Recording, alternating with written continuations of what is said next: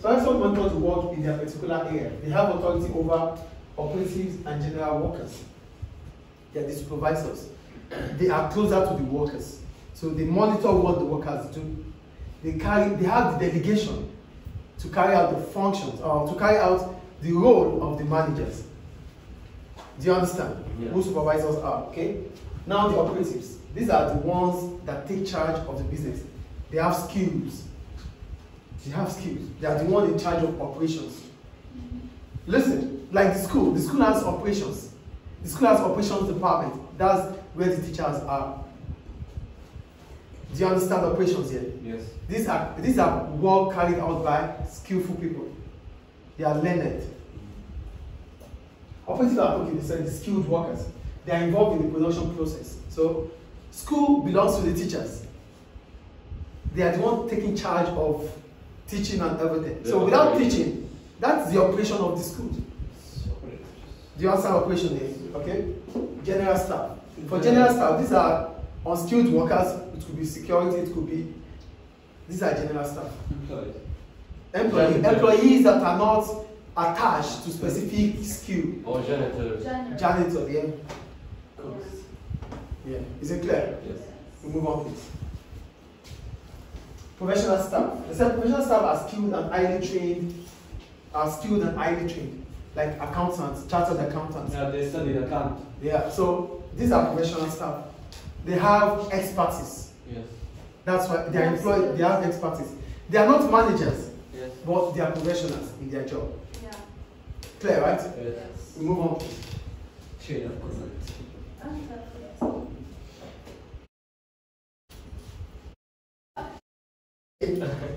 More power than who? That is our chain of command. Do you get the chain of command here? Yes. How authority is being passed from the top to the bottom. So that will pass down through the layers from the top to, okay, they said from the top to the bottom. I think it's clear. Yes. Great. So for the chain of command, okay, let me say, if the chain of command is too long, messages may get, thank you, messages may get lost or confused as they pass up and down the chain. We talked about this. We talked about that in the long chain when we're talking about communication. Yeah. So if we have a very long chain of command, it affects communication process. Information might get lost in the middle. Delaying is the solution for this. Delaying. Yes. Delaying. Yeah, you have to delay. In the course of, were you here then? Yes. When we're talking about delaying. Okay. So it means you are reducing the chain of command. You are reducing the hierarchy. Yes. Great. So that they said changes might not be accepted lower down the chain. So that's gone. So therefore, if there are lots of links in the chain, the risk of instruction not being implemented is higher. So if it is too long, some instructions might not be implemented. Oh, that means things are not, delays, which is not good for the company. That means the company is not efficient. Yes. So we go to the span of control. Span of control is the total number of subordinates under a manager. Do you get span of control? Yes. The total number of subordinates under a manager. That's the span of control. So let's see what they said here. Wide span of control. It means that the person controls relatively more subordinates.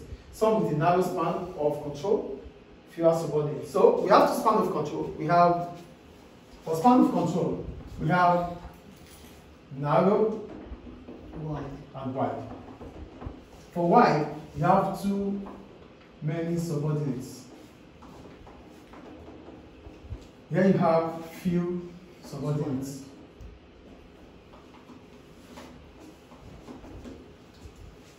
Any question about that? No. Shall we move on? Wait,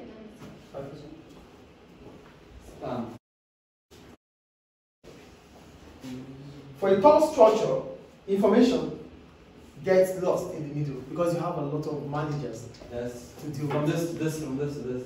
But for a flat structure, information is flowing. less managers. Less managers and it's easier, faster. Decision making becomes so fast. Do we get it? Yes. So let's see what they said. They said flat and hierarchical structure. Organizational structure may be flat or top. If it's flat or top.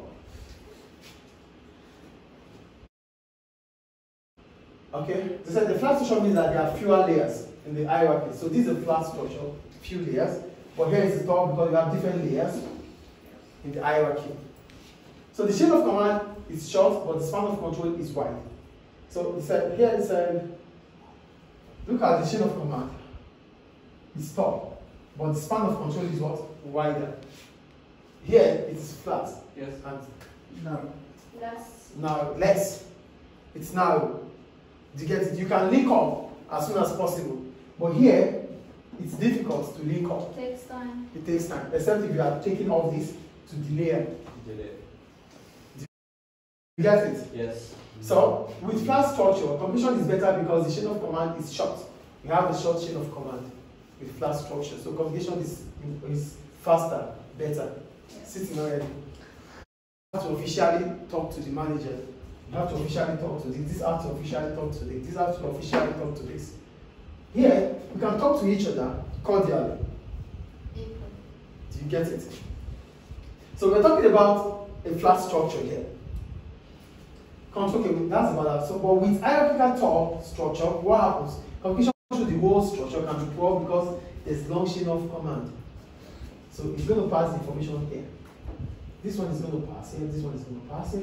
This one will pass through all this. This one is going to pass through all this. This is going to pass through all this. This is going to pass through all this. It takes time. In the course of passing this information, some might get lost. Yes.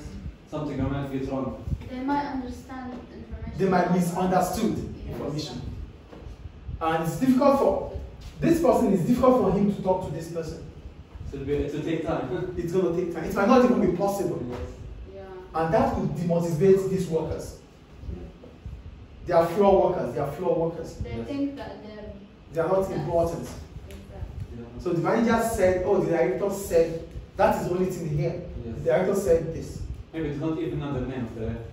They might not even know, yes. not good communication. Yeah. Do you get the point? Yeah. Do you get it, please? So we're talking about a flat structure and a tall structure. A flat structure has a wide span of control, which is better. But a tall structure, it has a narrow span of control, which is not good because the information gets so slow to get to each other. Any questions about that? No. Great. So we move on. Delegation. Delegation. Sorry. It's okay. So delegation means you are giving authority to certain individual to act on your behalf. So he is the manager. He's the manager of the company. But he said, "Oh, Mr. Latif, please stay for me. Monitor those workers." He's the manager. I am the manager. But he has given me the authority to act on his behalf. That is what delegation is. Do you understand what delegation is? Yes. I'll explain again. Delegation means you might be the director or the manager of the company, but you are telling me to represent you. You are supposed to be there. You are supposed to see what we do. But you are giving authority to You hire someone to maybe Malik, that, oh, Malik, take charge of those people. So I'm not going to see Malik, I'll be seeing Ragged in you. That is what delegation is about. Do we understand this? Yes. Alright. You feel it's responsible. You trust them, they feel responsible. And it's another way to start building managers. Yes. If you want to build leaders, managers, continue to delegate to them. Yes. Clear, right? Yes. Clear? Yes. So we move on. Yeah, thank you. Centralization and decentralization. They said if employees do not have the authority to have any authority at all in the business, stop. Do you understand what centralization is here? Yes. No. Yes. They said if employees do not have any authority at all in the business, the decision making is centralized. Nobody decides anything except for the chairperson. So the chairperson decides. That is a centralized management. Do you understand? It is from the top. Nobody decides anything except him or her. Business is centered on the chair. No communication. There's communication, but communication comes from the It top. doesn't allow them to give opinions. Yes. No, it We doesn't. don't talk about this and stuff. Yeah, it doesn't need your opinion. It takes decision, or she takes decision. It's not good. Ah. It's orders. No, there are some businesses that centralization works for. My dad. Even like the armed forces. the armed forces, the armed forces, the police, the central authority. It's important. That's what he said, obey the last order. It's centralized. Do you understand? So there are some businesses that centralization would work for. It might not work in other businesses. There are some businesses that decentralization will not even work for too. Do you get it? So here he said, in contrast, if control in the business is completely decentralized, this means that every employee has the authority to take decisions. So one way or the other, the employees can take decisions. That is decentralized authority. Do you understand? Do you understand this? Yes. Alright, so that's about that. So what are the advantages of centralized structure? Number one, senior management. Okay. How resources are used. Two, senior managers are trained and experienced in decision making. You won't have that centralized system if you don't have experts, if you don't have experienced managers. So they would have given that kind of role to people that they know, that have the experience and expertise to manage such situations. The third one, it prevents parts of the business such as different departments acting independently. So it will not allow you to act as a unit. Do you get it? It will not allow your department to act as a unit. You have to act according to what the company's objectives are. So you don't take decision, you don't decide on your own. Your department is not separated from the business. You are part of the business. Coordination and control becomes easier because it's coming from the top. So we all listen to that order. So it's easier. Is it clear? So what are the problems? Because their views, their opinions cannot be heard. They feel like they are robots. So whatever is said is done. They can't object. Do you understand? So that makes them become demotivated. Two, it brings less creativity and fewer ideas. Because you don't seek opinion, authority comes from the top. So they don't need the opinion about decision making. So whatever you have, suggestions, opinions, it's not important, it's not useful here. So no, any idea comes from the top. The third one, procedures may be needed to make decision making easier.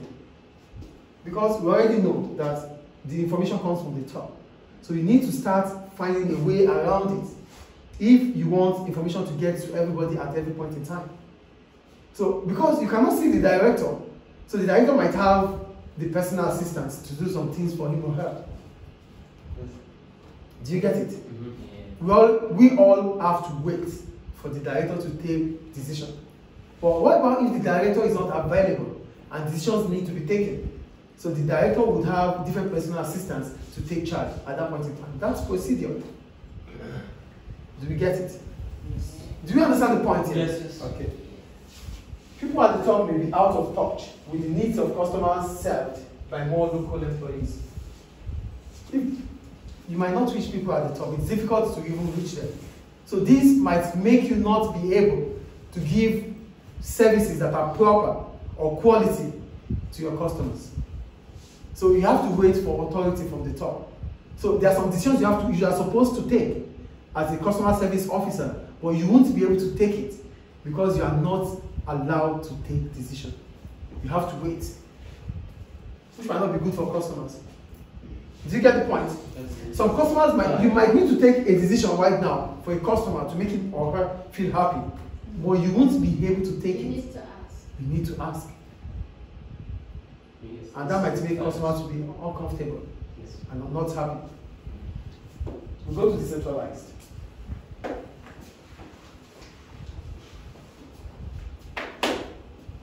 The first advantage about decentralization is that workers are motivated. Why? Because they have the autonomy.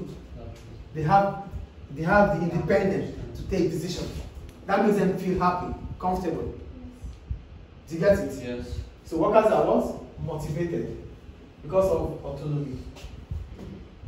Do you get the point? Yes.